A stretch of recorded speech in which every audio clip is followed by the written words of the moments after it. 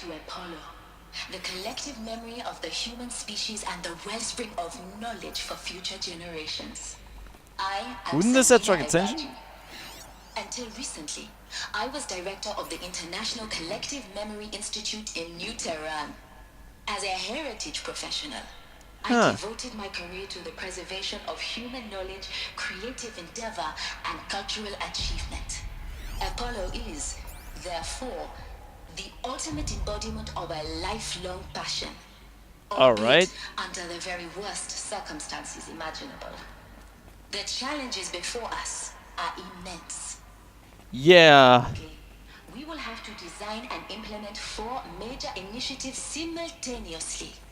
First, the construction of data repositories in cradle facilities around the world, nothing in there. ensuring redundancy. Second, the collection and processing of a projected 180 million discrete data entries. 42 zettabytes of data in Mandarin, English, Spanish, and Arabic. Alright.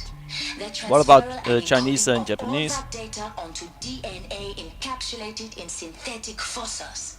The only medium capacious and durable enough to safeguard it without degradation for the centuries to come.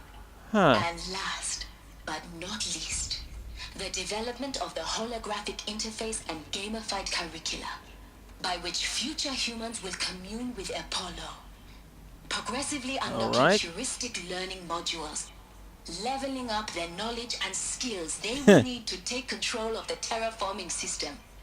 That is the future towards which all of our efforts will be directed.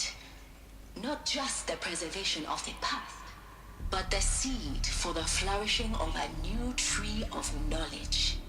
Welcome, and let us begin. Sure, if I could enter. I'd love to. I'd love to see what's in there. Oh, god damn it. Let's see. Holy shit. Encapsulated DNA. Alright, and the winner is encapsulated DNA. Alright. Over the past 10 days I performed an exhaustive review of data storage solutions. Magnetic, optical, quantum, even the eternity tech that FAS was shilling a year or so ago. But every other solution has one or more fatal shortcomings. Too heavy to transport, too massive to install in the allotted space, too power intensive over the centuries, too prone to failure past 300 400 years, etc. Encapsulated DNA, alright, will easily hold 40 plus zettabytes. Alright, the 40 plus zettabytes we're projecting for Apollo. There are still many details to finalize. Of course, to start with, we need to select the inert material in which we'll embed molecules, already testing 16 candidate materials, as well as design and fabricate the power systems and sealed recoils that will keep the DNA at minus 18 degrees Celsius for 1000 plus years. So long as I assure you that it didn't factor in to my decision, may I confess that I deem it entirely fitting, indeed preposterous, that we will be using the very building blocks of life to preserve human knowledge from mechanized extinction. It's not just ironic, but heroic. Life as the hero beating back the forces of oblivion. In any case, much to do until next time. Peace be with you. Huh.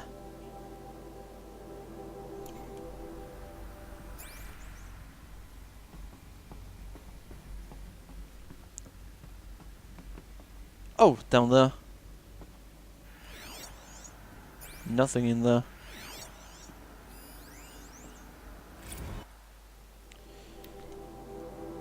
Oh boy, even more.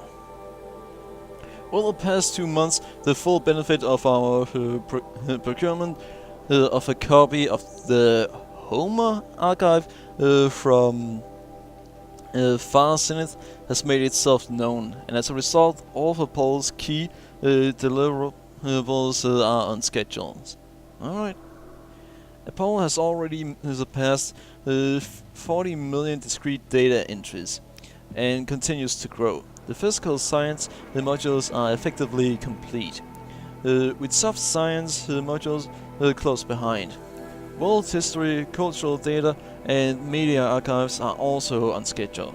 Language preservation is wrapping up a bit ahead of schedule due to falling short of our goal to preserve 4,500 languages, as opposed to tragic early loss of Papua New Guinea doomed that goal from the outset, with attendant curricular development about to begin. Alright. Speaking of heuristic curricula, they are performing well in testing, with children and adolescents demonstrating high levels of engagement with and trust in the Aspasia persona. Personally, I find them highly engaging, especially when the debate which half my professors had been so entertaining. Peace be with you, Samina.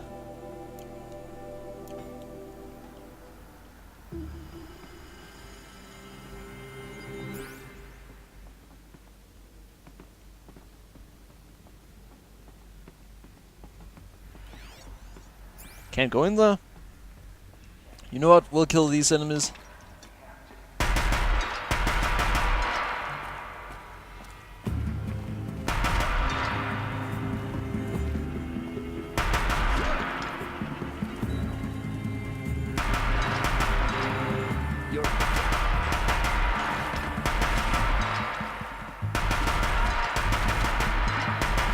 Ha! Along once more. In what should have been a cave of wonders. Look around. See if anything is left. Of course I will. You know, this world, I'm interested in it. Finding out what happened is something I'm really interested in. And if they had not succeeded in making it this interesting, then it would have been a bother to going through any of it. Damn it, I simply can't get through that. I thought, alright, maybe with a gun you can't, but maybe you can without it. But no, you simply can't get through it.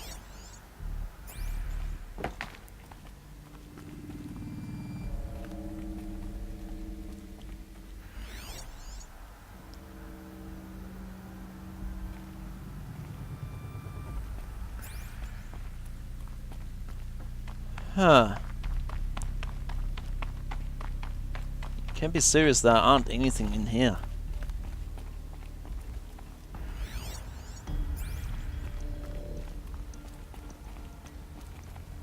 And good.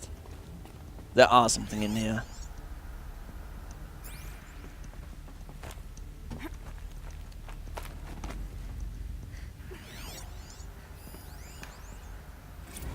Dr. Sobek, please archive this testimonial in Apollo. Cross-reference to all mentions of my name and Operation Enduring Victory. My name is General Aaron Harris. Huh. From 2060 to 2066, I served as the chairman of the Joint Chiefs of Staff, the highest-ranked officer of the United States Armed Forces. Alright. The tenure of my command included strategic planning and oversight of Operation Enduring Victory, a falsehood perpetrated on the civilian populations of the United States and other nations during the last 14 months of life on this planet. Before the Pharaoh Plague, I did my job and did it well. I was bold and decisive, crafty in political maneuvers. It wasn't an accident that I rose to my position and became the commander of the largest mechanized force ever assembled. But to what end? My only lasting achievement was the extinction of life on Earth. And my one redeeming act, if any, was to delay that extinction by days or weeks, by throwing more death at it. It is my hope that there will be no need for men like me in the world to come. If you are one of the people of that future world listening to this message, please know that I